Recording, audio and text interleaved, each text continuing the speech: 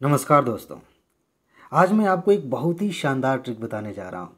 और यूपीएससी जो प्रश्न पूछ रही है ना, चाहे 2022 हो, 21 हो, 20, 19, आप जाकर देखिए, हर साल एक या दो प्रश्न ऐसे पूछे जाते हैं जिनको अगर आपने पढ़ा नहीं है, मतलब उन टॉपिक्स को बिल्कुल नहीं पढ़ा है, कुछ भी नहीं जानते, चाहे कितना भी कठिन है, अगर इस तरह की बात उसमें है और ये ट्रिक आप लगाते हैं तो आप आसानी से, बहुत आसानी से उस प्रश्न का उत्तर निकाल लेंगे। इस प्रश्न को पढ़िए, हिंदी में यहाँ पे है, यहाँ इंग्लिश में है। ठीक है, अब आते हैं यहाँ पे। एक चीज़ मैं बता दूँ, अभी तक जितनी वीडियोस आ रही हैं ना इस सीरीज़ की, अब अगली बार से आज की वीडियो को लेते हुए, मतलब आज भी और आगे भी ऐसा करूँगा कि वीडियो आप देख रहे हैं, कमेंट बॉक्स में जाएंगे तो प्लेलिस्ट का लिंक मैं दे रहा हूँ, ताकि पिछली वीडियोज़ भी आप देख लें।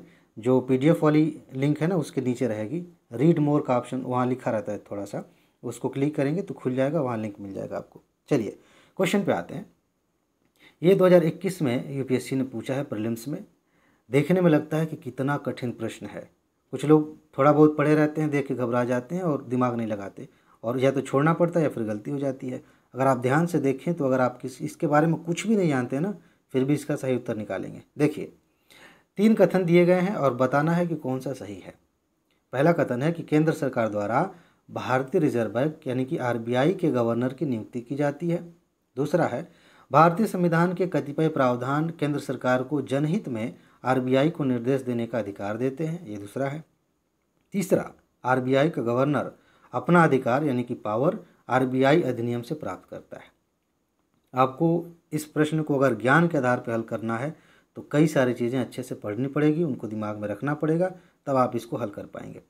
लेकिन अगर आप यहाँ ट्रिक लगाते हैं, ध्यान से देखिए, सेंटेंस, दूसरे सेंटेंस को देखिए, यहाँ इंग्लिश में मैं दिखा दे रहा हूँ, क्या लिखा है, certain provisions in constitution of India.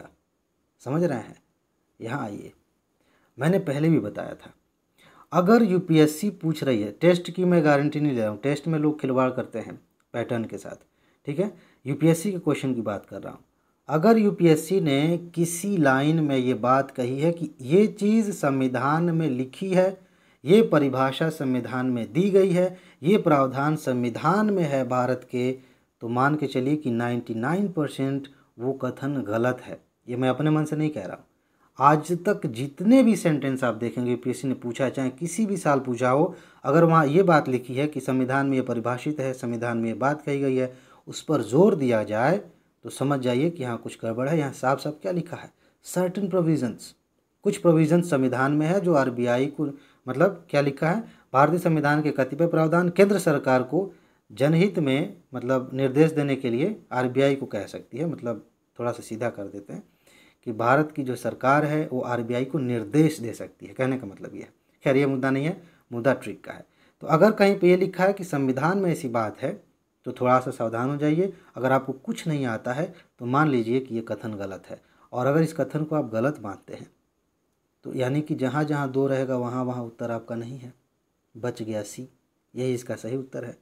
अगर मेरी बात आपको चेक करनी है तो इस तरह के प्रश्न जाकर खोजिए। ये 2021 का है, 2022 में भी देखिए, 20 में भी देखिए, 18 में, 15 तक जाइए, उसके पीछे भी जाइए और देखिए, जहाँ भी इस तरह की लाइन लिखी है 99% केसेस ऐसे होंगे जहाँ पे लाइन गलत लिखी है। मैं यूपीएससी की बात कर रहा हूँ। तो ये ट्रिक आप अपनाएंगे बहुत आसानी से, बहुत आसानी से अपना समय भी बचा लेंगे, बहुत अच्छे से आप क्वेश्चन भी हल कर लेंगे और आसानी से क्वालिफाई भी कर लेंगे। ठीक है जी, तो बस इसमें इतना ही। अरे हाँ, डिमांड की बात करते हैं, एक और चीज़ है ना इसमें। डिमांड की बात करें तो सीधी सी चीज़ है कि हर साल यूपीएससी एक और क्वेश्चन पूछती है जो किसी बॉडी से संबंधित होती है, किसी आयोग से संबंधित होता है।